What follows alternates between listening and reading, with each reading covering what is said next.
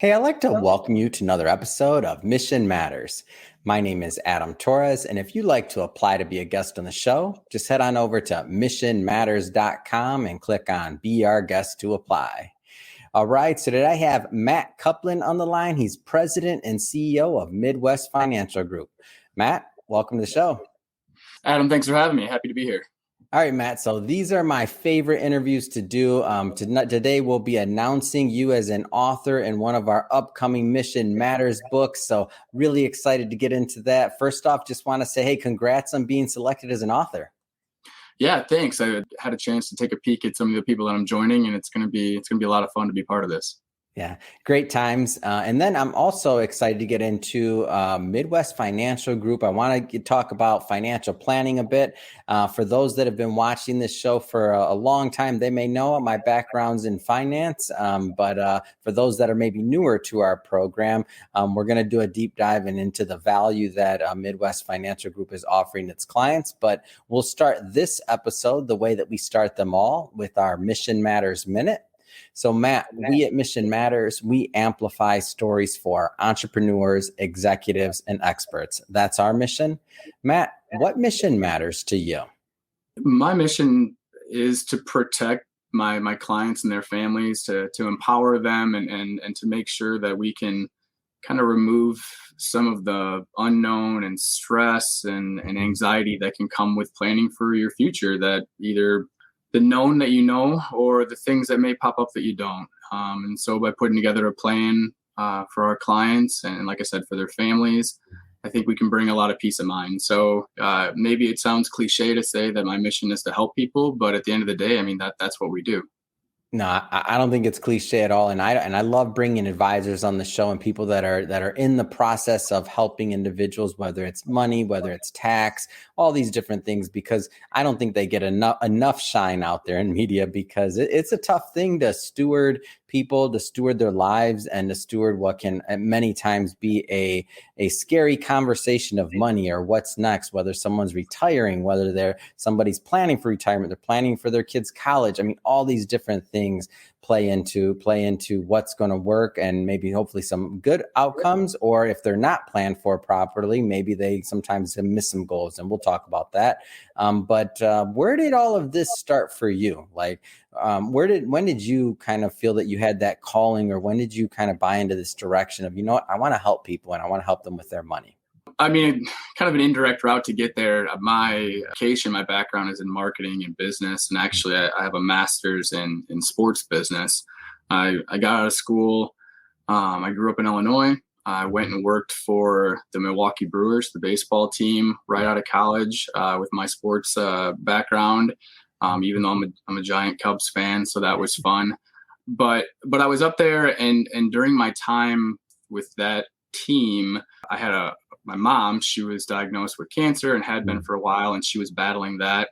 My parents had been separated for quite a bit, and so she didn't really have a good support structure in the city that she was living in. So I moved back to be closer to her. And actually, when I came back there, because her diagnosis wasn't great, she wanted me to sit down and talk with her financial planner at the time, just so that someone else understood if something were to happen, you know, what she had in place and what her goals or wishes and things like that were. And while I was in the meeting, the gentleman across the table from me said, "Hey, you know, what are you doing now?" I'm like, "Well, you know, I moved back here. I've got a master's degree and no job. I'm not quite sure, but I'm going to figure it out, and I'm going to be by my mom to do that." Yeah. And he said, "Well, we're having like a recruitment dinner with a free steak meal down the road if you want to come to that." And at that point in my life, if someone was offering me free food, that's all the more you had to say. I was in. Hey, right? I don't know about you, but at this point in my life, it still gets me. I'm like, all right, fine. What are they serving?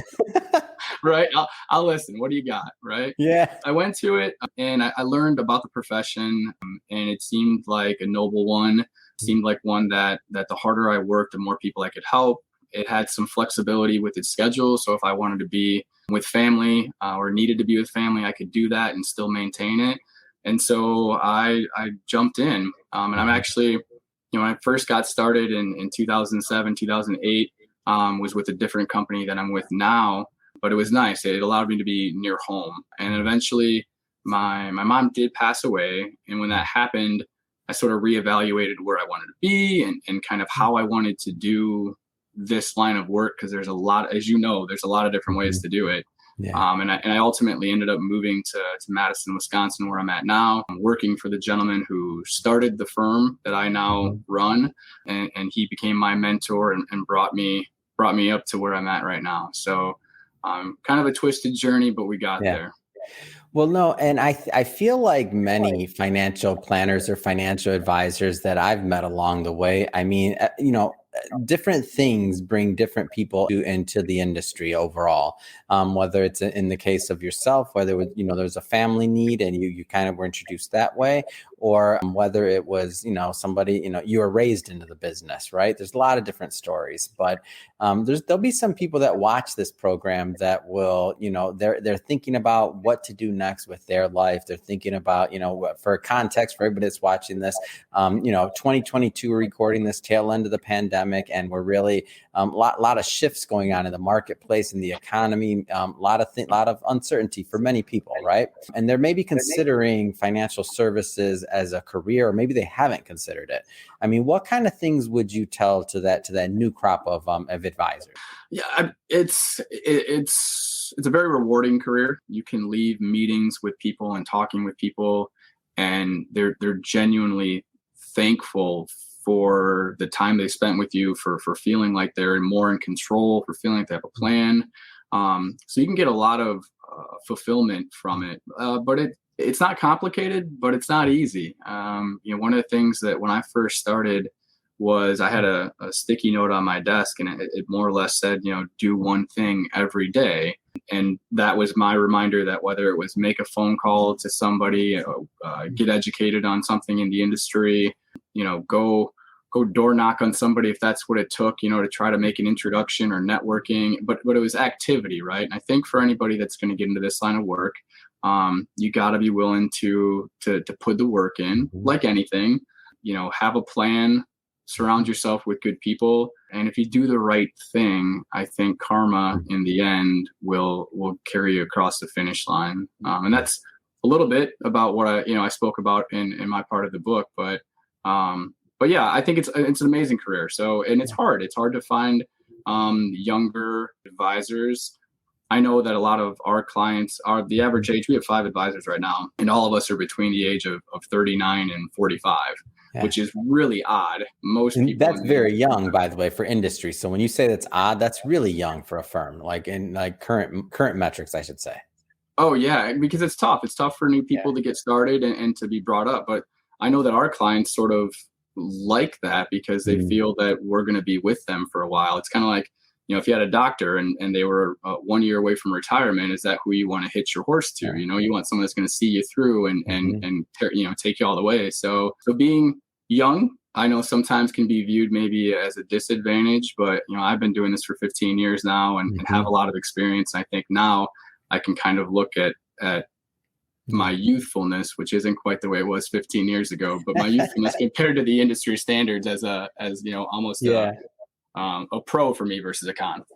I like how you said that, how my youthfulness wasn't what I'm going to take that one from you, Matt. That's a good one. My youthfulness. Awesome. And then also, I mean, when you think about comprehensive planning, you're also working with, multi-generational planning, right? So across generations. So when you're doing that, it also is helpful to maybe start those dialogues, earlier on when they're kids, right? So that they know they can be introduced a lot earlier to the systems and to the people and to have that kind of trust. I remember, when I was a financial advisor, that's one of the things that I focused on in the past. And I remember like when I started at a certain age and I have in my youthfulness, Matt, and I'd have, little kids that would come in and I'd be like, no, bring them in for the meeting. And then 5 years later, you're like, oh my gosh, like what happened? Like kids grow fast, right?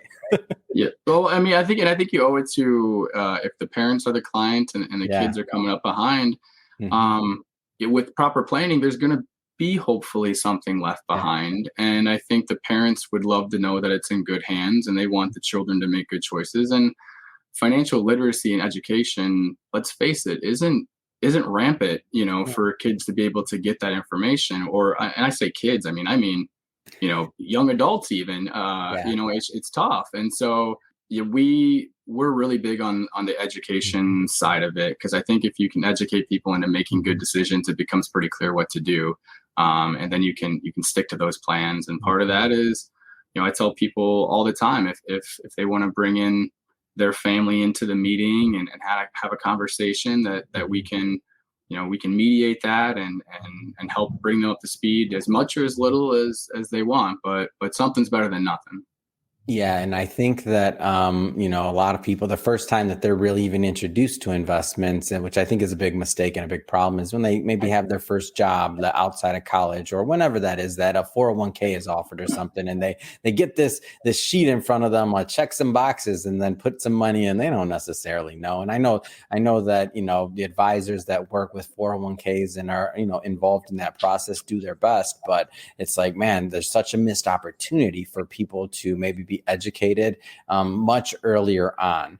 And speaking of the education piece, I want to just maybe pause for a moment here, and I want you to tell us a little bit more about Midwest Financial Group before we go on, because I do want to go further into your process and kind of the ethics behind what you do and how you help clients. And then, of course, we'll talk a little bit about your writing in the upcoming Mission Matters book. And for the audience, I'll tell you in advance, we're not going to do a deep dive today on Matt's chapter, but don't worry, we will be bringing him on for a second part of this interview where we'll do nothing but a deep dive on his writing alone. But I thought it'd be great to get Matt on the line today to start introducing him to the audience and also learn more about Midwest Financial Group. So again, just to circle back on that, maybe pause for a moment and tell us a little bit more about your company. Yeah, so we're based in Madison, Wisconsin, although we Mhm. help people all over the US now because not everyone stays here thanks to cold winters. So we've got clients all around. We're a values-based financial planning firm, and what that means is that we start with the question, what's important to you? What are your goals? What are your values? And how do we tie that into the financial planning that we do? I say all the time that, saying that you're a financial advisor Mhm. is a lot like saying you're a doctor. It's sort of a generic title, meaning, you could be a chiropractor or a heart surgeon, but you Mhm. don't do the same thing, but yet you could still be a doctor. And it's Yeah. the same way in our industry. You can be an insurance representative, you could be Mhm. a money manager, you could be a comprehensive financial planner, and you can Yeah. all use sort of the same jargon. But for us, we've built our firm to sort of be a one-stop shop for holistic planning. We meet people Mhm. before we engage with anything. We start by developing a plan, and that plan's going to look at cash flow and budget and investments and Mhm. insurance and protection and taxation and social security and passing money on to the next generation. Mhm. We put that all into a plan, and then we say, hey, if you'd like help implementing that, we've got a team full of 5 certified financial fiduciaries. We've got a Medicare specialist. We've got a CPA and a tax team. We have an insurance specialist. So we brought everything together in one place in hopes that clients Mhm. would really buy in to the fact that all of that needs to work together.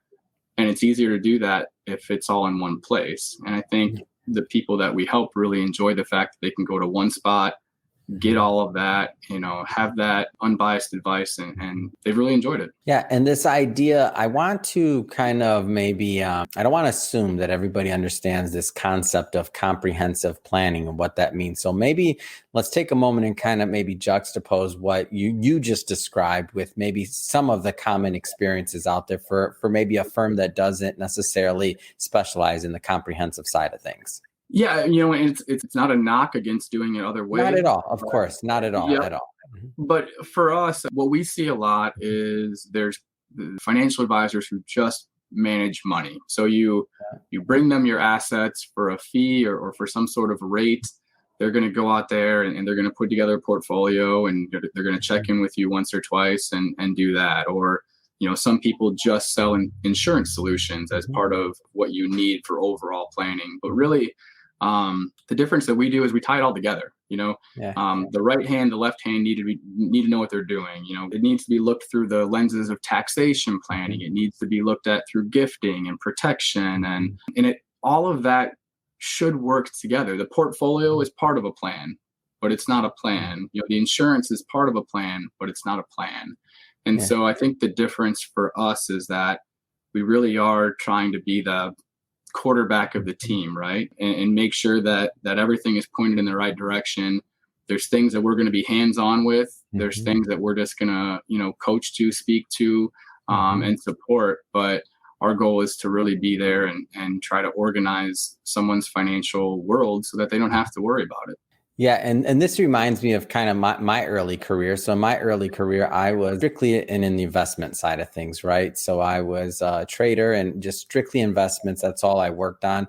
After I progressed in my career, I got curious about what was going on in the rest of the industry, and that's when I went through that the CFP process, and that's when I became a real planner, I feel. And as I was going through all of that learning and everything else, and just the thousands of pages of knowledge, and really that whole boot camp feel of getting exposure to all these different areas, I realized how much I didn't know, even though I'd been in the industry for a long time, and I did great work on what I was supposed to be doing, right, at that point in time in my scope of what I offered to clients. But as I wanted to further my skill set and do some different things, I realized, wow, like there's this whole world of estate planning I had no idea about, all this other financial planning I wasn't like that I didn't really even understand at that point. Doesn't mean I was, and the reason I bring this up, by the way, is because, as you said, we're not knocking any advisors. There's just different setups and there's different things and different specialties that people pursue based off of interest or the company they're with or insight. And what I find unique to yourself, and which is challenging, right, is to really offer a comprehensive solution. And I just think something like that for the right type of client that's looking for that, I mean, it's just such a benefit. And in my opinion, it can be even difficult to find sometimes. Well, and it's hard to be a master of all, and that is why we have a team, right? I mean, Absolutely. each of us bring a little bit of an overlap as well as a unique area of expertise, and we don't all have to stay up on everything. We can lean on one another. We can pull from the best parts of the whole. Yeah. And it's taken a while. I mean, when I moved up here 2008, there was a receptionist and 2 or 3 advisors, and that was it. And now we've got a team of 20 some people. So it doesn't happen overnight, but I do think that that's where the industry is going. That's what people are looking for. They want a plan. They want one place that they can go to, they can trust. They want to know that those people are going to be there for a while to help them. So that's why we very intentionally have built it the way that we have here, and it works for us. It's awesome. It's a great story. And so switching focus slightly now, want to talk about the book a little bit. And again, as I mentioned before, we'll be bringing Matt back on the show to do a deep dive where we'll go deep into the writing, but maybe just give us a flavor of what you plan to present in the upcoming book. I mean, the word plan, obviously, you're going to hear a ton because it's ingrained in me and what we do. And I think my chapter is going to be titled, planning for success. And it just really comes down to, it's not just in business. It could be in any area of life. It could be in being a parent, coaching a team, running a business, being part of a business. But, breaking down the steps that I think anyone should do, like I said, regardless if it's a corporate setting or a personal setting, and defining your goals and building your team, if that's people in the office or your spouse and family or whatever it might be, putting together a plan and executing it, checking it every once in a while to make sure that it's working. And then, eventually, where do you maybe step out and hand that over to the next people in line? And so, I talk about that because I've been involved, like I said, through helping my mom and planning on a personal level, through building a business and doing it here, being active in athletics and sports and running organizations like that. So, like I said, I think the themes hold true across the board for entrepreneurs, for people, and, in the business setting too, it certainly holds true. Yeah, it's awesome. It's a great story, and one of the reasons why I was excited to bring it to our audience, because I feel like, well, at heart, I'm a planner. I mean, I've been in media now a long time, but but in my heart, I'm just a planner. Like I plan everything. that's just like you said, it's ingrained in you. I don't know if it's after all those years of planning other people's lives or working with them, but to where you have to plan. It's one of those things. And for those of you out there that are like, oh, I hate planning or I'm not a planner, well, that's why you work with the financial planner, right? Yep. Yeah, exactly. I always say do the things you enjoy and offload to other people the things that you don't, right? Things you're good at and the things that you're not. And finance in our world, as you remember, changes really quickly and it's hard to keep up on it. And if you enjoy it, wonderful. Maybe just get some support in the spots you don't know, but a lot of people don't enjoy it. And I do. So good for me. And it's helped me in my own personal financial planning. In fact, I remember when I told my parents I was going to go into this line of work, the one thing they said was, hey, you know what, even if it doesn't work out, the knowledge that you'll learn about your own personal finances at an early age is invaluable. And it did work out, but they're right. It's hard to get that information. So I get it. Yeah. And so one other point that I do want to bring up is just this in your planning process in general is just the idea of a values-based approach and planning for somebody's maybe goals or objectives. Because sometimes I feel like why some people don't necessarily always work with planners, they don't necessarily always even see the value, even though once you're on the other side of it, I mean, always somebody's like, oh my gosh, I'm so glad I did this. Like that always happens, but they feel that sometimes they're being put in this maybe mold or they're like, there's a one size fits all. Like, can you talk about like the idea of what it means like to plan for a goal, whether it's financial or otherwise, just in your own words? I think the easiest way to think about that, because I hear this question a lot, how much money do I need to retire? Yeah. And as if there's this magic number out there. I love that one. It's like, pick a number out of a hat. Number. Yeah. And that's the thing, it's different for everybody, right? I mean, depending on your goals and what you want and, what you'd like to see happen when you're not here, protecting a spouse or family, it's what's important about money to you. Like some people, if your goal is just to have more, you'll never be happy because you'll never have enough. But if you're trying to retire early, why? Well, do you want to spend time with people you care about? Do you want to volunteer and make a difference outside of your career path? Do you why do you want to do these things? What's important about it to you? What are your values? What are your goals? What makes you tick? And, asking those questions and getting people to look at their finances, their life, the things that are important to them, is really powerful, because I don't think a lot of people stop and ask themselves that question. They just put their head down, they go, and they just assume someday they'll stop.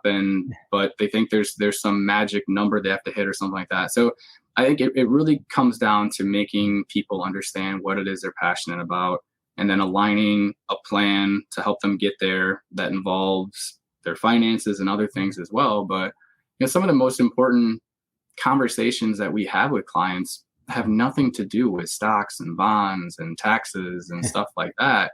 It's the touchy-feely things. It's making them look at things differently. I mean, I joke all the time, we're part-time financial advisors, part-time relationship counselors, part-time, secondary parents to bounce ideas off of. I mean, you wear a lot of hats in what we do, and I enjoy that.